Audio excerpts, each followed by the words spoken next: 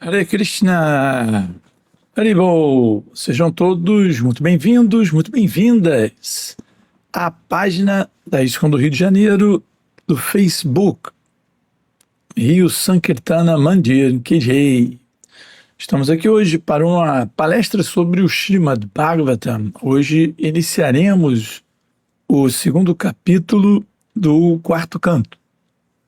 Então, fiquem comigo. Vamos ouvir sobre como Daksha, influenciado pelo modo da ignorância, ofende o Senhor Shiva. Om Namo Bhagavate Vasudevaya. Om Namo Bhagavate Vasudevaya. Om Namo Bhagavate Vasudevaya. Então, leremos do quarto canto do Srimad Bhagavatam, capítulo 2, o verso de número 1. Daksha amaldiçoa o Senhor Shiva. Viduruvacha bhaveshilavatan shreste dakshor duhitri vatsalaha vidvesham makaro kasmad anadrityatmajam satim. Viduruvacha bhaveshilavatan shreste dakshor duhitri vatsalaha vidvesham akaro kasmad anadrityatmajam satim. Viduruvacha bhaveshilavatan shreste daksho duhitri vatsanaha vidvesham makaro kasmat anadrityatmajam satim. Tradução e significado dados por Jagadguru Srila Prabhupada. Srila Prabhupada Kijai. Viduruvacha, Vidura disse. Vamos colocar a página em português que vai ser mais produtivo. Bhave, para com o Senhor Shiva, Shilavatam, entre os cavalheiros, Shreste, o melhor, Daksha, Daksha, Duhitri Vatsalaha, sendo afetuoso com sua filha, Vidvesham, hostilidade, Akarot manifestou, Kasmat, por qual motivo, Anadritya, desprezando Atmajam, sua própria filha, Satim, Sati. Tradução: Vidura perguntou por que Daksha, que era tão afetuoso com sua filha, invejava o Senhor Shiva, que é o melhor entre os cavalheiros. Por que ele desprezou sua filha Sati? Significado de Srila Prabhupada. No segundo capítulo do quarto canto, que é este aqui, né, que nós estamos lendo, explica-se a causa da disenção entre o Senhor Shiva e Daksha, que se deu em razão de um grande sacrifício organizado por Daksha para o apaziguamento de todo o universo. O Senhor Shiva é descrito aqui como o melhor dos cavaleiros. Shilavatam Shreste, o melhor entre os cavaleiros. Porque não tem inveja de ninguém, é igual para com todas as entidades vivas. E todas as demais boas qualidades estão presentes em sua personalidade.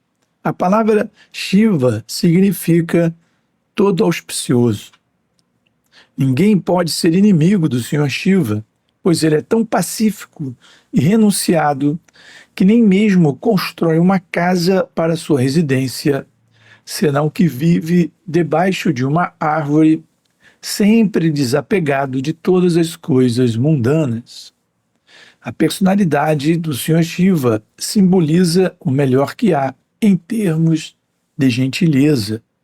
Por que então Daksha, que oferecera sua amada filha a uma personalidade tão gentil, hostilizava o Senhor Shiva tão intensamente, a ponto de levar Sati a filha de Daksha, esposa do Senhor Shiva, a abandonar seu corpo.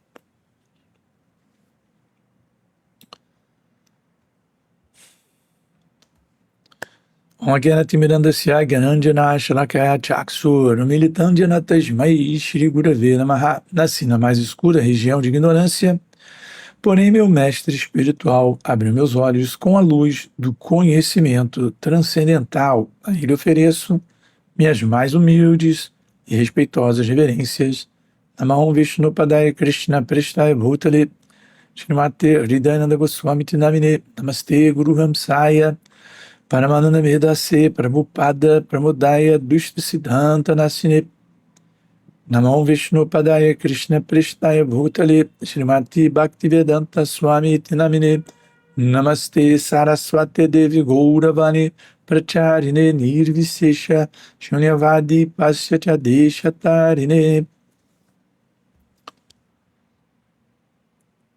Então estamos vendo nesse verso o início desse evento, aliás, o início de vários eventos, que são todos dignos de atenção, porque há muitas instruções transcendentais embutidas aqui nessa sequência de versos que formam este segundo capítulo do Srimad Bhagavatam.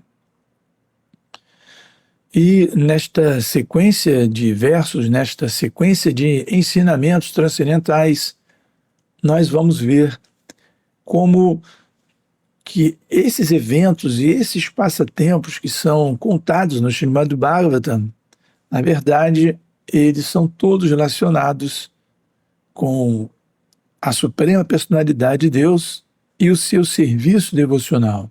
Então, muitas vezes nós vemos grandes personalidades sendo colocadas em situações muito hostis, mas nós devemos compreender por que esses eventos acontecem, com qual finalidade, e devemos também perceber a direção precisa da Suprema Personalidade de Deus sobre o desenrolar de todas essas tramas que estão presentes no Srimad Bhagavatam. O Srimad Bhagavatam começa logo após o Maharaj Pariksit ser amaldiçoado pelo filho de um Brahmana, com Kali Yuga se aproximando, e Maharaj Pariksit detendo o início da era de Kali, e ele ainda assim é amaldiçoado por um Brahmana, ou filho de um Brahmana, que é quem deveria cultivar o modo da bondade. Então nós vemos como que alguém que era responsável por ser transcendental, um Brahmana, a definição de Brahmana não é seu nascimento, não é a sua iniciação, é o seu comportamento. Um Brahmana é aquele que vive sempre em Brahman. O que é o Brahman? Na escola Vaishnava, o Brahman Supremo é Krishna. Isso quer dizer que o Brahmana, ele não vive influenciado pelo modo da bondade, paixão e ignorância mundanos. O Brahmana vive na plataforma transcendental de Brahman, da verdade absoluta, o que Prabhupada chamava de bondade pura, né? Vishuddha Sattva. O Brahmana tem que viver no Brahmana, a transcendência. Por isso que o próprio Vedanta Sutra começa com a Tattva Brahma Jigyasa. Agora é a hora de indagarmos sobre Brahman, é a hora de indagarmos sobre a verdade absoluta. E a quem que nós vamos indagar sobre a verdade absoluta? Aos Brahmanas, também as escrituras, aos sadhus, todos que estão envolvidos em Brahman. Por isso essa é a origem do termo Brahmana, aquele que vive na transcendência. Então nós vemos que mesmo um filho de alguém que estava envolto na transcendência, que inclusive adverte o filho quando o pai, né, quando soube que o filho tinha colocado, né, uma guirlanda de serpentes em Maharaj Pariksit. Ele adverte o filho: por que você fez isso? Maharaj Pariksit é um kshatriya, mas ele é um rei santo. Só que o filho desse Brahmana, ele estava influenciado assim como o Daksha, por isso que há esse paralelo, né? Ah, pelo modo da ignorância, porque eles foram influenciados, como a palavra é usada aqui, vidvesham. Vidvesham significa uma dualidade, e que aqui Prabhupada traduziu por hostilidade, dvesham, significa dois, né? Vidvesham é quando você vê uma dualidade. Então, o filho do Brahmana, ele, ao invés de se comportar no Brahman, né, vendo as manifestações materiais com distanciamento, ele se deixou influenciar pela cena montada pela energia externa, e ele viu Pariksit não como uma alma avançada, alguém que tinha sido protegido no ventre pelo próprio Senhor Krishna, a Suprema Personalidade de Deus. Ele começou a ver Pariksit pelos seus atributos materiais, pelos seus atributos corpóreos, e achou que, como um kshatriya, ele não poderia ter sido desrespeitoso com o seu pai, né? Porque Pariksit Maharaj, vendo o Brahmana que não lhe recebeu, colocou no Brahmana uma guirlanda de serpentes. Então, aparentemente, o Pariksit Maharaj, também influenciado pela fome que ele sentia por estar muito tempo na floresta, longe do seu séquito, ele não sendo recebido pelo Brahmana, ele colocou uma guirlanda no Brahmana. E o filho do Brahmana, em resposta, o amaldiçoou, que ele morreria em 7 dias. Então, todos esses eventos mostram que quando nós nos desviamos do Brahman, da verdade absoluta, da verdadeira consciência de que nós não somos os corpos, que essa trama que acontece referente à nossa comunidade, ao nosso corpo, aos eventos que acontecem conosco dentro dessa natureza material, dentro da energia externa, eles são ilusórios. E quando nos esquecemos disso e levamos muito a sério uma sequência de eventos, nós estamos influenciados pelos modos da natureza, passamos a ser influenciados até mesmo pela bondade material, pela paixão, principalmente, pela ignorância, nós caímos de nossa posição, nós ofendemos as outras almas espirituais que estão compartilhando essa viagem conosco neste universo material, e as consequências disso, pela lei do karma, elas são terríveis. Mas Pariksit, quando soube da maldição e quando ele imediatamente entendeu que ele havia feito algo errado, que foi colocar a guirlanda de serpentes, e ele aceitou a maldição. Ele seria morto por uma serpente que viria ao 7º dia. E o que ele faz, ao recuperar sua consciência espiritual, ele inicia um grande sacrifício, onde ele espera que os sadhus, os brahmanas, verdadeiramente pessoas que vivem a transcendência, pudessem esclarecê-lo sobre o seu dever último nessas últimas horas, né? Nesses últimos dias, nessa última semana de vida que ele teria. E ele faz isso não apenas para se auto-iluminar, porque ele já era completamente avançado em boas qualidades, embora tenha cometido esse erro de se deixar ofender pelo Brahmana, né? Que não lhe recebeu, que estava meditando. E ao recuperar-se a sua consciência espiritual, ele faz esse sacrifício não apenas para o seu benefício, mas para proporcionar a todas as almas que viriam, que viveriam em Kali Yuga, no ciclo mais baixo, né, dos ciclos das eras, o ciclo de ferro, onde as pessoas são mais preguiçosas com relação ao avanço espiritual, onde as pessoas têm menos tempo de vida, as pessoas têm menos poder intelectual, menos facilidade de obter conhecimento, menos vontade de obter conhecimento, de conhecimento verdadeiro. Estão mais apegadas a viver, tentando controlar a energia material, viver dentro da ilusão da energia material. Então, para essa era que ia vir e para o benefício das pessoas como nós que viveriam nessa época, Maharaj Pariksit, ele sentou-se e ouviu o Srimad Bhagavatam de Shukadeva Goswami, o qual depois foi repetido, né, por Sutta Goswami aos sábios de Naimisharana, encabeçados por Shaunakarishi.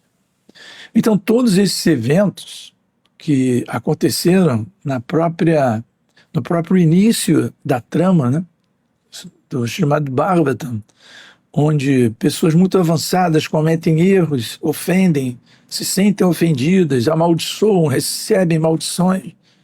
Toda essa trama nós podemos falsamente considerar que isso faz parte de pessoas influenciadas tanto quanto nós pela energia material. Porém, nós devemos prestar atenção que por trás, como eu havia mencionado, por trás do desenrolar dessas cenas há uma direção suprema, da suprema personalidade de Deus, e que se nós prestarmos atenção nas entrelinhas, nos metadados dessa trama, nós vamos ver a Krishna cuidando de seus devotos, Krishna mostrando ensinamento para as almas que estão caídas, mostrar para essas almas, nós, como devemos nos comportar em cada situação, o que é essa energia material, o que é este mundo material, como mesmo pessoas muito exaltadas, elas têm o risco de serem influenciadas pela energia, então devemos estar pela energia ilusória, devemos estar muito atentos com relação a isso.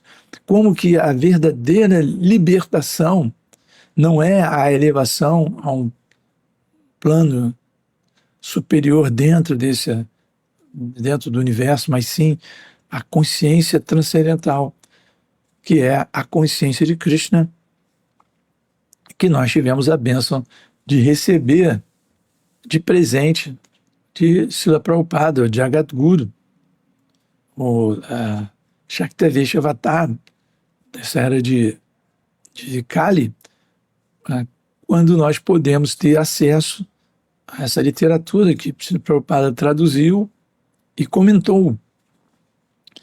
Nessa mesma linha de Pariksit Maharaj, que sacrificou sua última semana de vida, que ele poderia ter até contra-atacado aquela maldição. Havia vários brahmanas que viviam em torno de Maharaj Pariksit, que o admiravam, que poderiam ter contra-atacado. Tá? Poderiam ter, através de mantras especiais, desfeito a maldição. Mas Maharaj Pariksit não permitiu, disse: eu mereço, eu quero, eu vou, em algum momento, eu vou precisar abandonar esse corpo material, que seja agora, e esta última semana eu não vou fazer nada além de focar inteiramente, de prestar total atenção a tópicos espirituais. E aí, pelo arranjo de Krishna, filho de Vyasa, Shukadeva Goswami aparece após uma gravidez de 12 ou 13 anos, se não me engano, que foi esperando exatamente aquele momento. É disso que estamos falando, dessa trama tão bem dirigida pela suprema personalidade de Deus. E nesse momento, Shukadeva Goswami aparece e narra o Srimad Bhagavatam. Agora, esses eventos deste capítulo específico que nós estamos iniciando hoje, que é a maldição de Daksha, o Daksha amaldiçoou o Sr. Shiva, isso acontece em Satyuga, o que agrava ainda mais o papel desses atores que estão envolvidos aqui. Nós vamos ver na sequência desse capítulo uma série de, de ofensas de pessoas que defendem Daksha, e quando eu falo pessoas, eu estou falando dos semideuses, estou falando dos grandes sábios, como Matrimônio, que eram todos presentes naquele sacrifício, né? De pessoas que vivem de Ana louca, Tapa louca. Então o próprio Brahma estava presente ali, e nós vamos ver que alguns dessas personalidades vão tomar o partido de Daksha, enquanto os seguidores do Senhor Shiva, eles vão tomar partido do Senhor Shiva. Então nós vamos ver, sem querer dar muito spoiler, né, do que vai acontecer, nós vamos ver uma grande confusão que se inicia do nada, uma faísca que brota e sai do controle de todas as pessoas e toma a vida própria, né? Paixão e ignorância. E vão ver como essas grandes personalidades, pessoas que já tinham mérito espiritual suficiente para viver nos planos mais elevados deste universo material, ainda assim, numa era muitas vezes mais bem-aventurada do que esta que nós vivemos, ainda assim essas pessoas em Satyuga, era dourada, não era de... Podemos dizer que os eventos que envolveram Maharaj Pariksit, o filho do Brahmana, a maldição, ocorreram no final da última era, início desta era. Então já o universo bem degradado, né? A entropia já tirando o que há de melhor, né, das pessoas, das relações, os modos da paixão e ganância se manifestando com muito mais força, e a irreligião já, ou melhor, a falta da religião, né, já sendo vilipendiada, né? Já não havia a verdade como havia antes, as pessoas não praticavam a verdade, né? A retidão, a misericórdia, né? Que são os 4 pilares do Dharma, né? E isso tudo já degradando mais estes eventos aqui, que estão mencionados neste verso, ocorrem em Satyuga. E o que é mais... o que chama ainda mais atenção é o fato de que este sacrifício feito por Daksha, ele tinha o objetivo de apaziguar o universo. Então, aparentemente, Daksha e todos aqueles semideuses sábios, elevados, Jnana Loka, Tapa Loka, Siddha Loka, Brahma Loka, estavam interessados em fazer um sacrifício, e por isso que todos os semideuses e especialmente as diversas manifestações do fogo estavam presentes nesse sacrifício com o objetivo de trazer paz, de trazer o apaziguamento, usando as palavras de Prabhupada aqui do significado, para todo o universo. Exatamente neste evento, em Satyuga, com as personalidades mais elevadas, há todo uma desavença, toda uma discórdia, né? digna de um barraco de Kali Yuga. E nós vamos perguntar por quê? Como Vidura, que está estupefato, ele pergunta por quê? Por que Daksha fez isso? Se ele fez, foi ele que liderou, ele que planejou e ele que operacionalizou este grande sacrifício que contou com a presença, inclusive, da personalidade mais elevada, ou das personalidades mais elevadas, Brahma e Shiva. Por que nesse momento, com o objetivo de apaziguar, de fazer um sacrifício, onde a pessoa se sacrifica para um objetivo, que no caso era o apaziguamento do universo, por que nesse momento ele desprezou e invejou o Senhor Shiva?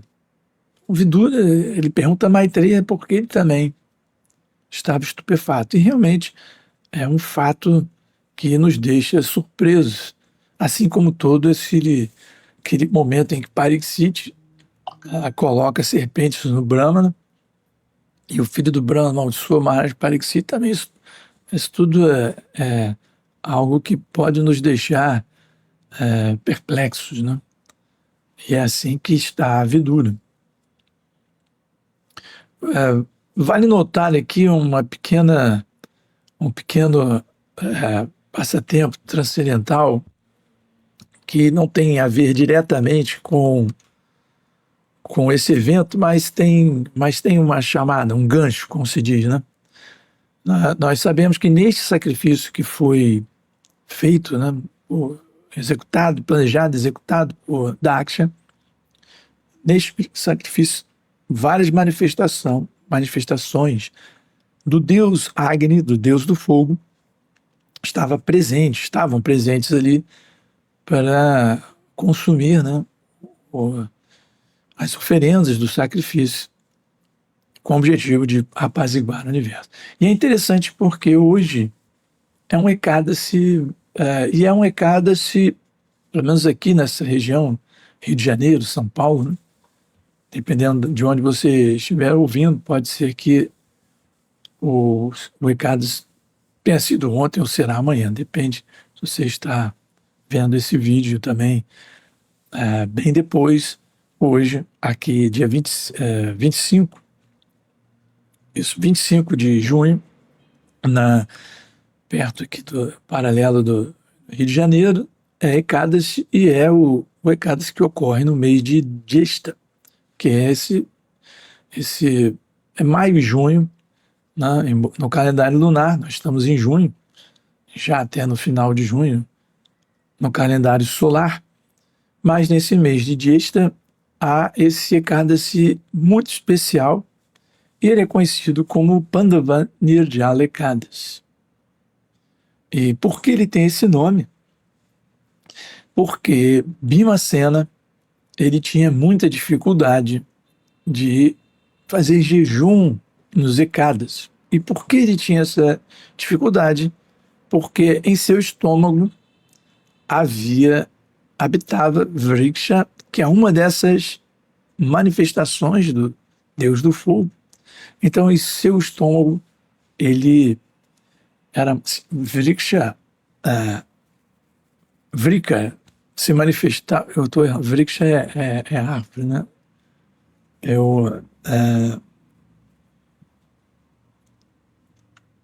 Agora eu vou fazer uma pequena pesquisa aqui para não cometer o agafe de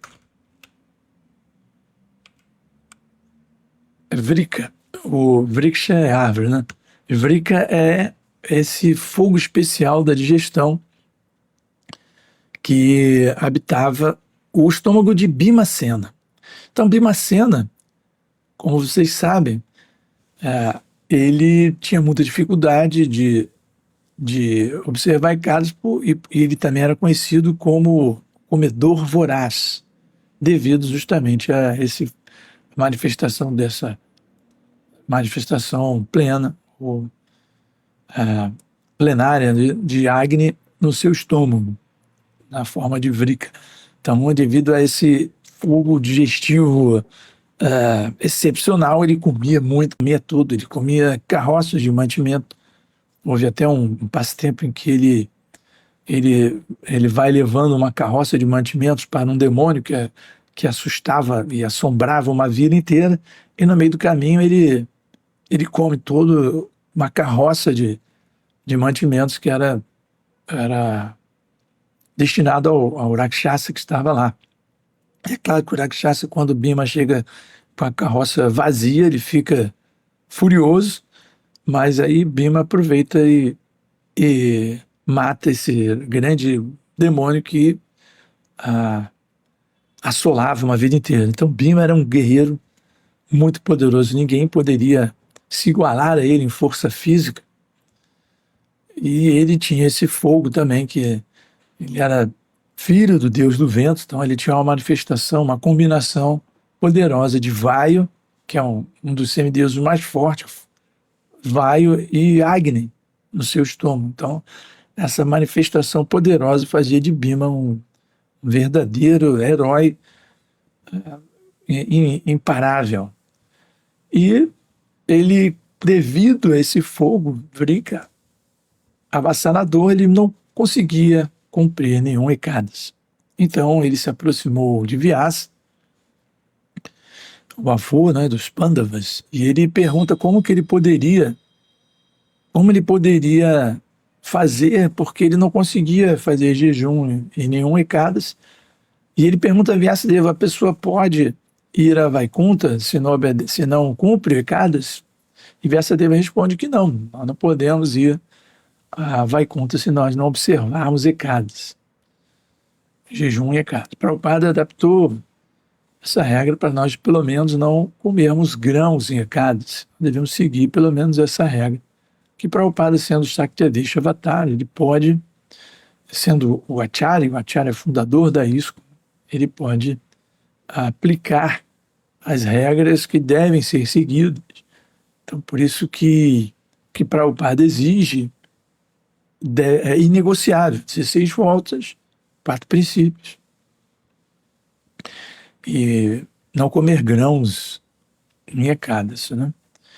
E aí Vyasadeva diz: olha, existe um Ekadasi muito especial nesse mês de Jyeshta, que é este que nós estamos vivendo, que se você fizer jejum neste Ekadasi e nem tomar água, você terá o mesmo efeito de ter feito jejum em todos os outros Ekadasi do ano. Então, pelo menos uma vez por ano, você faça esse jejum e sem tomar água, e você terá esse mesmo benefício que todos a sua mãe, né, a mãe Kunti e os seus irmãos todos que fazem esse jejum obtêm por fazer o ano inteiro. Você fazendo neste dia, você vai obter o mesmo benefício. E aí esse Ekadasi, na tradição Vaishnava, é conhecido como Pandava Nirjala Ekadasi, ou seja, o Ekadasi do Pandava, onde não se toma água, Nirjala. Então isso tem a ver porque essas manifestações de Agni, o deus do fogo, estavam presentes lá nesse sacrifício do início do universo que foi feito por Daksha.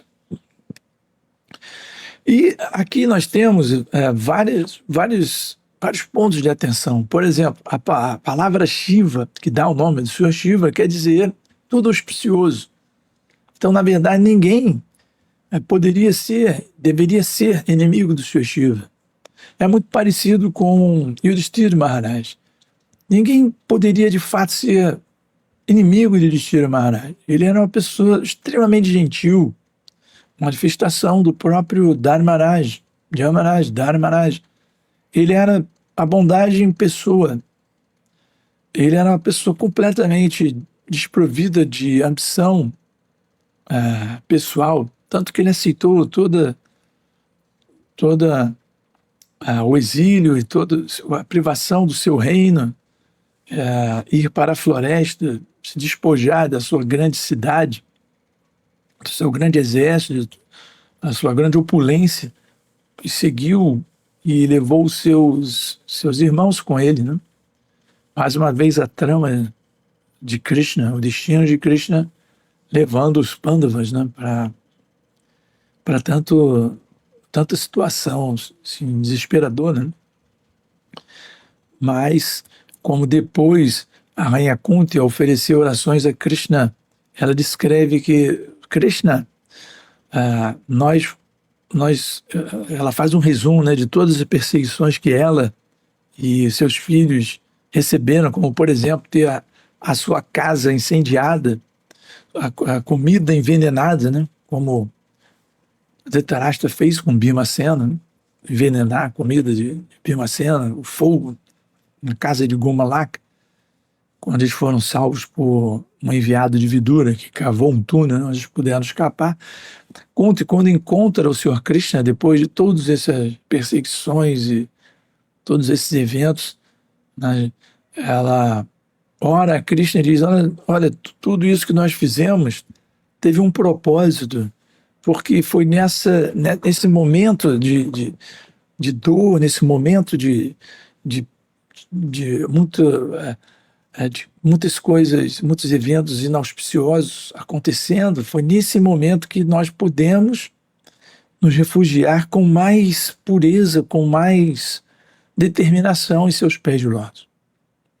Então, isso mostra a posição de uma devota das mais elevadas, né? Kunti, devota pura de Krishna, que viu aquele sofrimento que ela e todos os seus filhos tiveram que suportar, Draupadi, tentativa de ser despida na Assembleia, a esposa dos seus filhos perdendo todo seus palácios, suas casas, suas facilidades.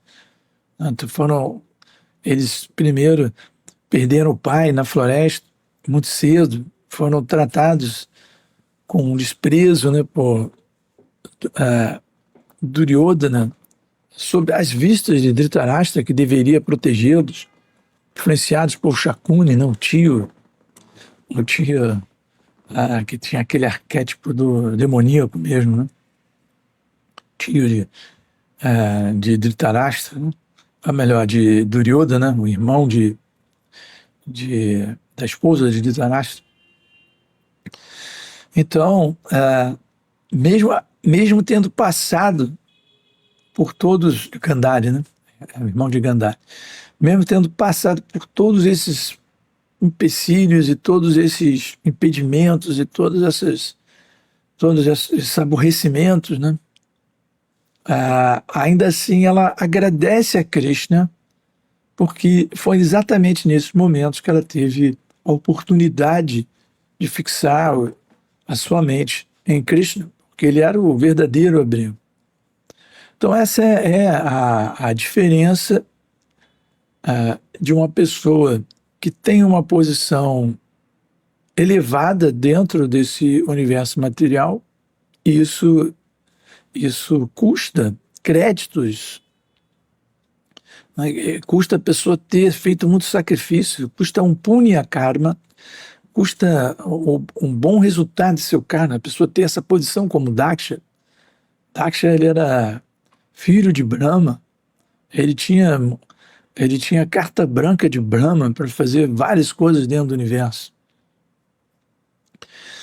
Então era uma pessoa que se elevou muito dentro das regras materiais, né? Dentro do Dharma material. Mesmo assim, essa personalidade ela acaba arrumando uma confusão com o Sr. Shiva, e nós vamos ver o destino depois do que vai acontecer. Enquanto que, por outro lado, Kunti, ela não se deixou envolver pelas aparências ilusórias da energia material. Em todo o tempo, ela via a direção suprema de Krishna naqueles eventos. E ela aproveitou aquela situação para aprofundar a sua consciência exaltadíssima, a sua consciência de Krishna, que já era exaltadíssima, elevadíssima, aproveitou ainda mais para se aproximar e ter mais associação em meditação, né, nos pés de lótus de Krishna, que é uma das formas de prestar serviço devocional é pensar em Krishna. Smarana, né, você lembrar constantemente de Krishna. Então, Kunti, ela agradece a Krishna todas aquelas tramas que para qualquer um poderia parecer algo muito inauspicioso, muito desagradável, mas para Kunti era uma forma de aprofundar Smarana, a meditação, a lembrança dos pés de lótus de Krishna. Então, não é o que acontece aqui com Daksha e muitos dessas personalidades que tomaram o partido de Daksha, ao contrário dos Yakshas que estavam ali acompanhando o Sr. Shiva. Vamos ver que a origem de todo esse desentendimento é que Daksha, ele via Shiva com desprezo porque ele se sentia muito importante. Então veja, mesmo no momento em que ele organiza um grande sacrifício, para o apaziguamento de todo o universo. Ele ali está germinando a semente do orgulho, e ele se deixa levar, ele começa a se sentir a causa do resultado, né, que estava acontecendo. Ele viu, poxa, devido à minha influência, o universo inteiro vai parar para fazer um grande sacrifício para o apaziguamento do universo. Mas devido a eu estar por trás de toda essa direção, esse planejamento, eu estou fazendo tudo isso, eu sou a causa de todo esse trabalho. Imagina, o próprio Brahma, a personalidade mais elevada, mora no planeta mais elevado. Os grandes sábios, sempre todos estão vindo aqui porque eu estou dirigindo, estou convidando, todos eles aceitaram vir porque eu estou por trás de tudo isso, estou organizando isso, estou administrando isso. Sou o grande líder de todo esse universal. Estou aqui. Minha influência entre as personalidades universais são assim, demais, sou muito importante. Então, essa semente fora da consciência de Daksha, isso pegou o Daksha desprevenido. Não é que ele era uma personalidade ruim. Não, como estamos escrevendo Daksha aqui como uma personalidade importantíssima que teve uma ideia muito boa, que era apaziguar o universo, trazer o modo da bondade, na misericórdia, reflexão, né, diminuição da paixão. Né? Apaziguamento significa isso, né?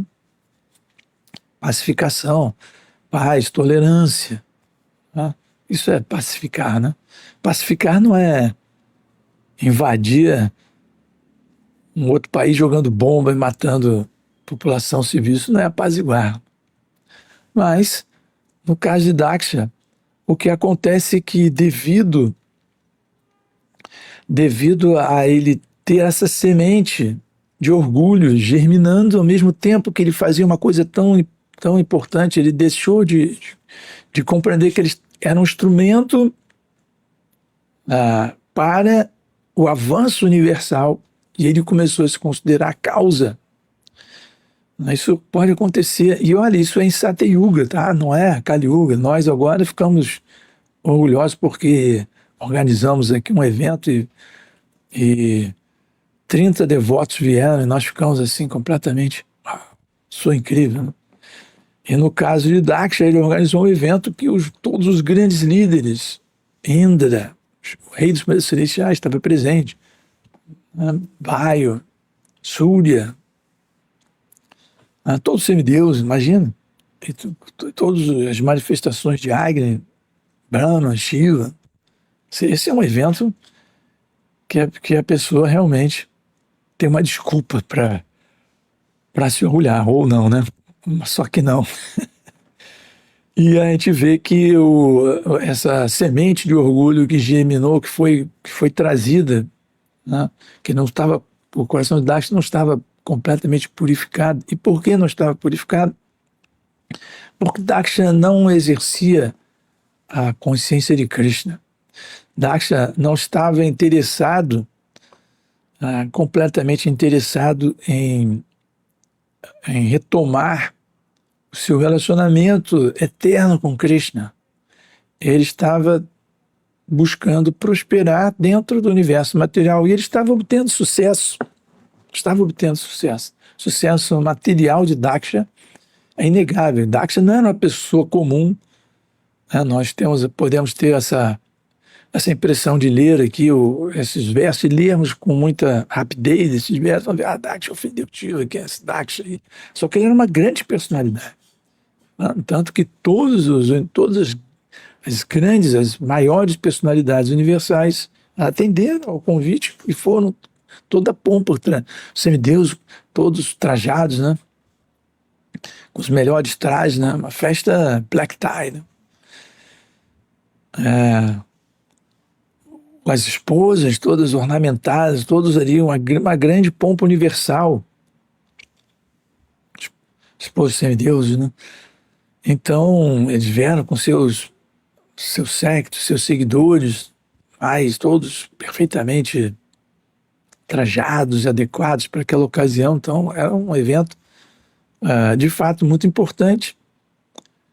Porém, a Daksha, que não era uma pessoa comum, em Satyayuga, e deixou-se levar.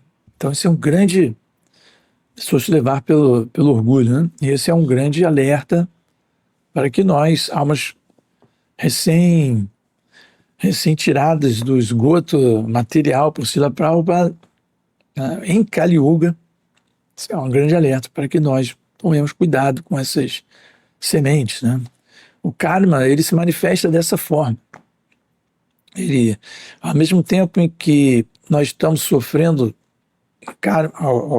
alguma reação de ações que fizemos no passado, por isso que temos esse condicionamento, este determinado corpo, nesta determinada condição humana de vida, social,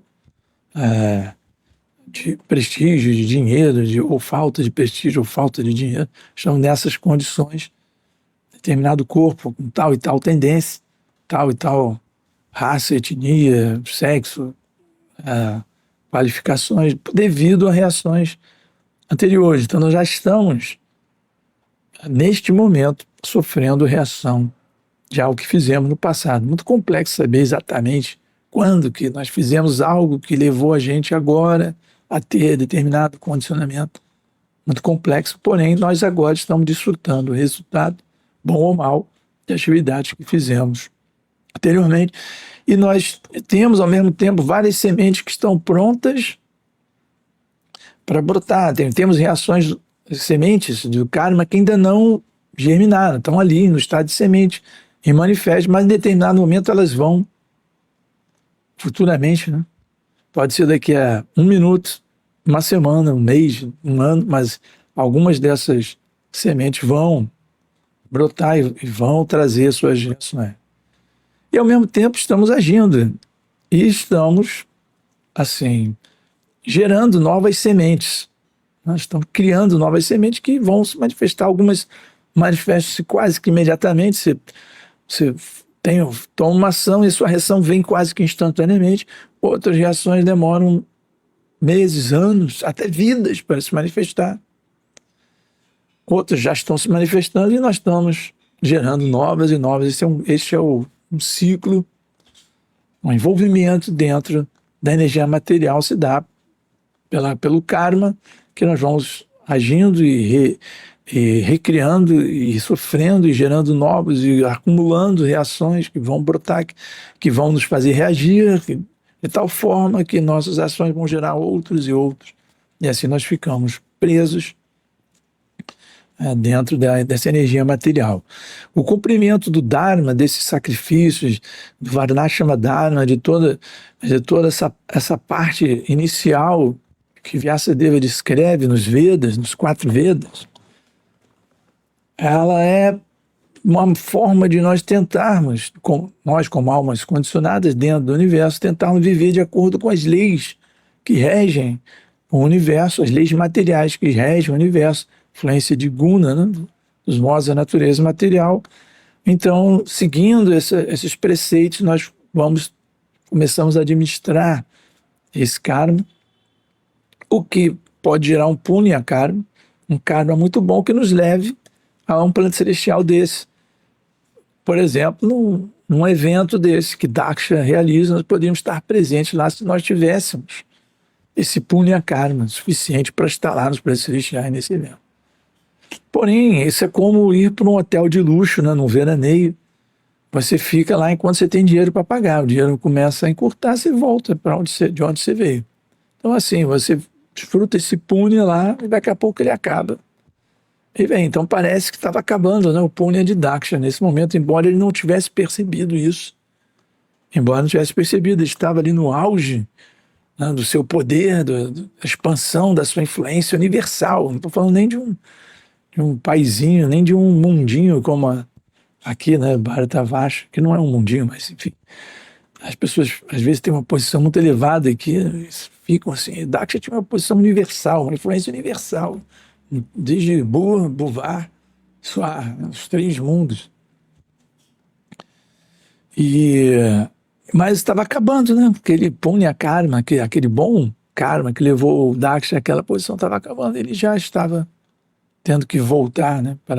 Ou migrar para espécies inferiores, espécies que o verdadeiro inferno é você ter que viver num corpo inferior, onde você não tem a menor possibilidade de obter conhecimento espiritual, um corpo de animais que vivem por instinto, sem ter completamente envolvidos nos modos inferiores da natureza material e não tem nenhuma condição de se tornar consciente de Cristo.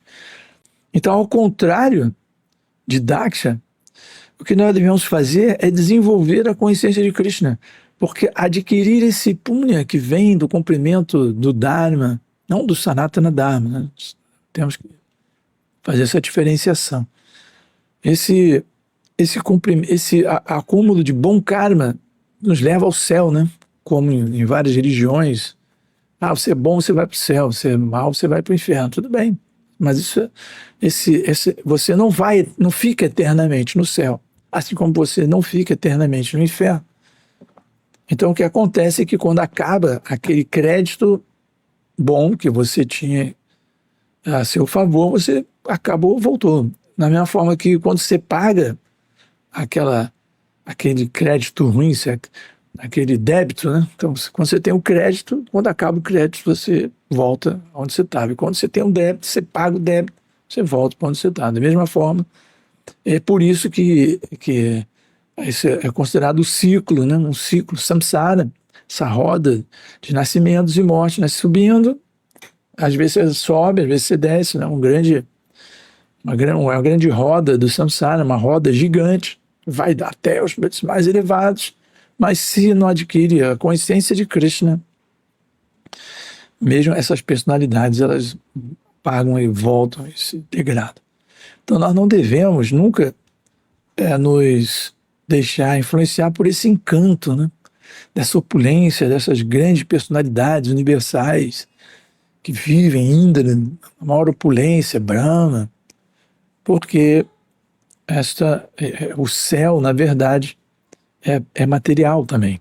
Então, ir para o céu significa ir para um plano celestial mais material, onde você ainda está sujeito a guna e karma.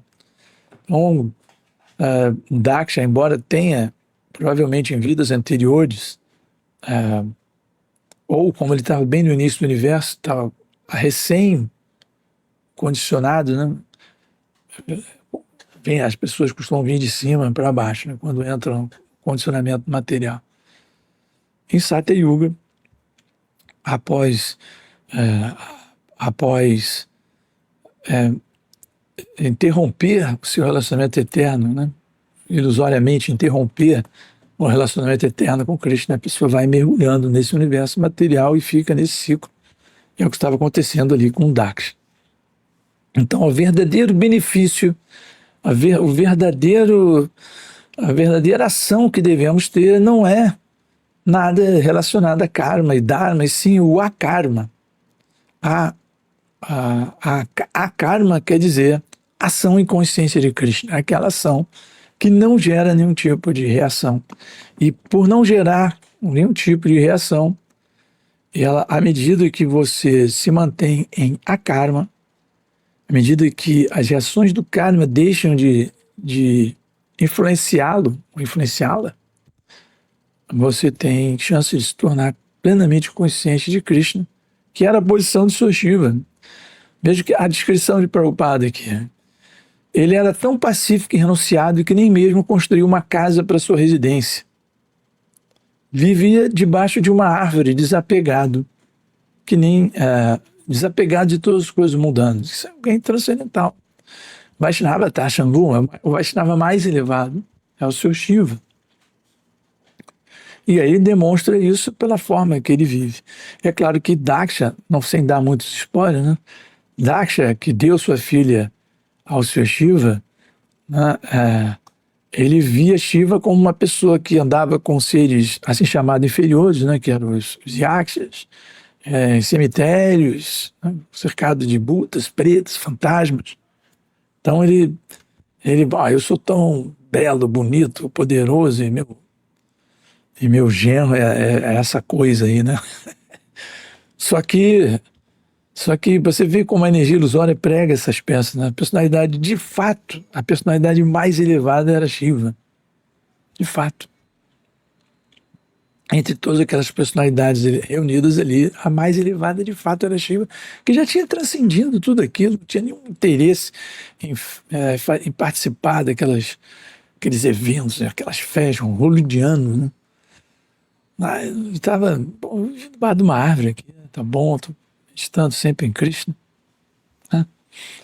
Tudo desapegado aqui de tudo. Ele não via nenhum valor em tudo aquilo que Daksha valorizava pelo seu orgulho, né?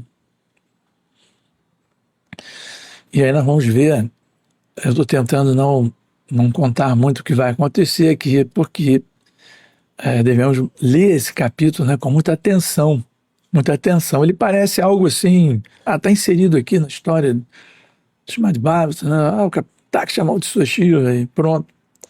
Mas ele merece, esse capítulo merece uma atenção muito especial, né? Uma leitura que Prabhupada vai explicar aqui em seus significados é extremamente importante. Extremamente importante. Como todos os significados de Prabhupada, mas é um evento realmente que traz uma série de ensinamentos transcendentais. Tá bom? Então, eu vou ficando por aqui, mas antes vou dar uma olhadinha aqui no chat, tá? Vamos olhar aqui o chat que temos aqui. Jai Prabhu, reverências, toda Srila Prabhupada, Harinama Sankirtan, ISKCON, Rio de Janeiro, provavelmente Prabhu Paravyoma, por favor, aceite minhas reverências. Obrigado pelo convite, Prabhu. Otávio Daniel, aceite minhas reverências, Sundardas Prabhu, ver mais. Mantekalpa, minhas reverências aos devotos reunidos, todas as glórias Srila Prabhupada. Minhas reverências também a todos vocês. Bhaktinval Hare Krishna, bom dia, reverências Prabhu e aos demais devotos, todas as glórias a Srila Prabhupada, Hare Krishna. Sérgio Azevedo, Hare Krishna. Sundarangi, Haribol, bom dia a todos e todas, Hare Krishna. Minhas reverências ao Prabhupada Sundradas, as minhas reverências a senhora Sundarangi, Hare Krishna. Otávio Daniel, pode-se dizer que a filosofia científica desse Ekadasi específico é uma forma de exercício de controle do corpo e da mente pelo devoto. Isso. Como Bimadeva, com foco na meditação profunda da Suprema Personalidade de Deus, sem se importar com o sofrimento material, principalmente a fome, que abala o humor do indivíduo, deixando irado entre outros sentidos. Exatamente, concordo, é exatamente isso aí. O fato de Bhima não poder ter muita dificuldade de cumprir é porque ele realmente tinha um fogo insaciável de digestão que era muito difícil para ele. Muito mais difícil que pessoas, mesmo daquela época, né, da Apara Yuga, que são mais poderosas, vamos dizer assim, têm mais poder de controle sobre a mente que nós em Kali Yuga, mas no caso de Bhima, pelo fogo especial que ele tinha, para ele era muito difícil. Mas a ideia de Ekadasi é essa mesma, você, pelo sacrifício da língua, né, do estômago, você aproveita esse tempo, medita muito em Krishna. E Ekadasi é um dia em que os modos materiais costumam se agitar mais, então a gente fica muito atento às influências, né, de paixão e ignorância, assim, de eventos que podem ocasionar coisas com essas disenções que houve, né, no passatempo aí Daksha, né? Quando as pessoas se inflaram, ficaram ofendidas. Então, Ekadasi é um dia também que nós devemos ter mais atenção ainda, né? Mas no caso de Bhima é isso, ele queria cumprir o Ekadasi porque ele via a importância desse sacrifício, né, da língua, da digestão, mas o fogo da digestão de Bhima era muito voraz. E aí, Vyasadeva lhe deu essa benção. Na verdade, deu essa benção a todos nós, que nós podemos seguir esse Ekadasi, Pandavanicala Ekadasi. Tá? Eu acho que este foi o último comentário que eu tenho aqui. Às vezes esse chat aqui, para mim, né, esse chat do Facebook, às vezes ele pula algumas coisas, né? Espero que eu não tenha pulado nenhum comentário. Vou ler mais uma vez com atenção. É isso que temos aqui.